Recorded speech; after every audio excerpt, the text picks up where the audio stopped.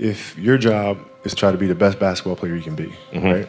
To do that, you have to practice, you have to train, right? You want to train as much as you can, as often as you can. So if you get up at 10 in the morning, train at 11, right? 12, say 12, train at 12, train for 2 hours, 12 to 2. You have to let your body recover. So you eat, recover, whatever. You get back out, you train, start training again at 6. Train from 6 to 8, right? And now you go home, you shower, you eat dinner, you go to bed, you wake up, you do it again, right? Those are 2 sessions. Right? Now imagine you wake up at 3, you train at 4. You go 4 to 6, come home, breakfast, relax, blah, blah, blah. Now you're back at it again, 9 to 11, right? You relax, and now all of a sudden you're back at it again, 2 to 4, and now you're back at it again, 7 to 9.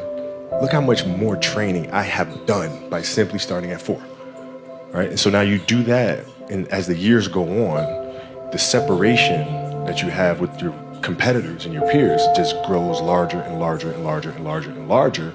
And by year 5 or 6, doesn't matter what kind of work they do in the summer, they're never going to catch up because they're 5 years behind.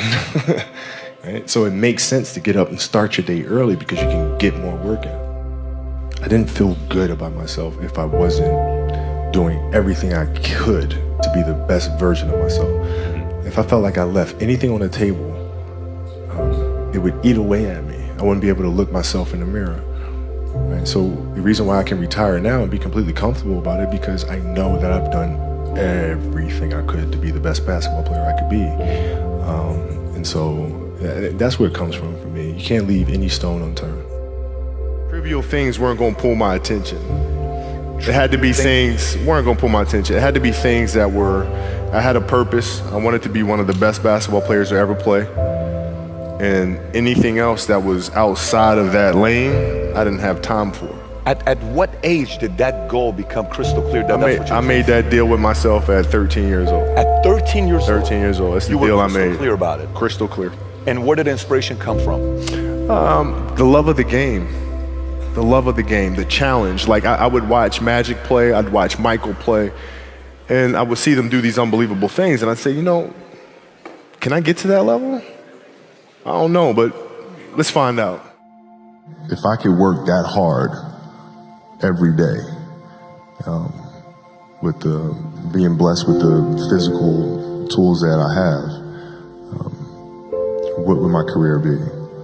And I made a promise to myself from that day that I was going to work that hard every single day so that when I do retire, I have no regrets.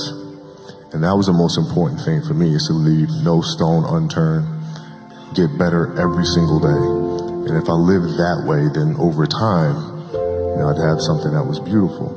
But that was my philosophy. It seems like a pretty simple one, but if you live your life to just get better every single day, you do that for 20 years, what do you have? Follow your passion first. First. When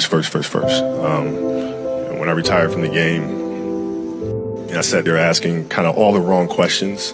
What's the biggest industry I can get into? And it's all the wrong stuff.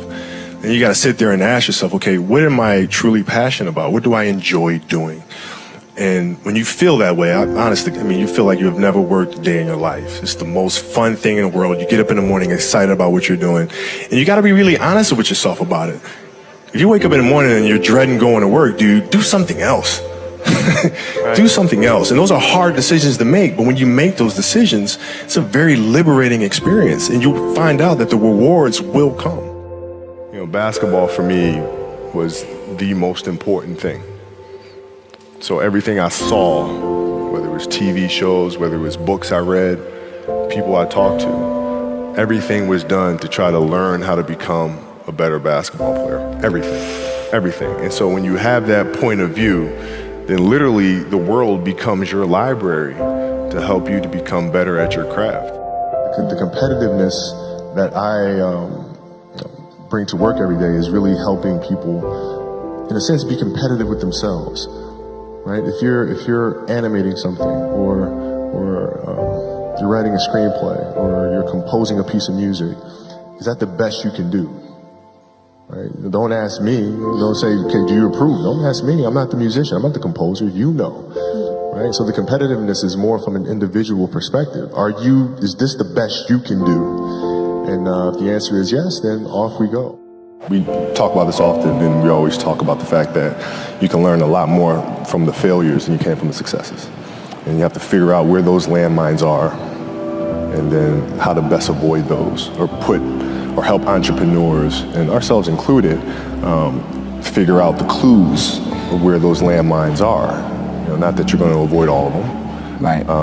but it's also when you do step on one, figuring out, okay, how do you recuperate? How do you balance back and pick yourself up? Dreams it should be pure. I think a lot of times when we're born into this world, we actually wind up going backwards. And it seems like the more we mature, the more responsible our dreams become. And the more governors we put on ourselves and our ability to dream and to reimagine. And it's always a fight for us parents and for you guys to make sure that your dreams always stay pure. And so it's not a matter of pushing beyond the limitations or expectations. It's really a matter of protecting your dreams, protecting your imagination. That's really the key. And when you do that, then the world just seems limitless. Passion came from the love for the game. I loved everything about it, like the smell of the ball. You love the smell of the ball? Yes, the ball. The smell of like brand new sneakers, like the sound the ball makes when it hits the ground. Yeah, the ball going through the net, like all those things I love. And so the passion comes from that, because once you have that love, you just want to be a part of this thing all the time. I think the best way to prove your value is to work, is to learn, is to absorb, to be a sponge. You always want to outwork your potential. As hard as you believe you can work harder than that. If your practices aren't more competitive than the games themselves, you're doing the wrong thing. Mm-hmm. And most of these teams and coaches have gotten into a mindset of resting players. Mm-hmm. Oh, it's too much. We're not going to practice light day. Phil never gave us a light day. Mm-hmm. There's no days off. You show up and you work. Yeah. You practice. Yeah. And practices are going to be worse. They're going to be more physical. There's going to be more trash talking. And I'm going to let you know. Right? Yeah. If you didn't show up today, I'm going to let you know. Yeah. And it's going to be embarrassing. And you're going to hate it. But when Game 7 rolls around in NBA Finals, you will be prepared. Rolled my ankle really, really bad. I came back, finished the series, but I couldn't touch a basketball till mid-September, which was driving me crazy because I couldn't train. Mm-hmm. But I looked at, this was like the 10th time I rolled my ankle in one season. So I'm looking at that and I'm saying, okay, I got to address that. And so being that I couldn't get on the basketball court, what I did was I took tap dancing lessons. Okay. No kidding. I took tap, and tap was like the best training for me in the world because it strengthened my feet. It changed my rhythm and my approach to the game. I was able to change speeds when I came back the following season. I think dancers put way more strain on their body than athletes do. And I think there's a lot that can be learned from that. My daughter took ballet for several years, and I would sit there in the class, right? And I didn't know what I was getting into because I don't know anything about ballet, right? But I'm sitting there in the class, and I'm watching her get the first position, the second position. I'm learning the structure and the rules that go along with that. And as athletes, there's a lot to be learned from that. Because if you simply go out there and perform and play, yeah, you'll be great every now and then. But if you play with structure, if you understand the rules that come along with that, the discipline that comes along with that, then you reach another level. But you guys have my respect. If other people that don't see that, they're idiots. At 13 years old, I had a kill list.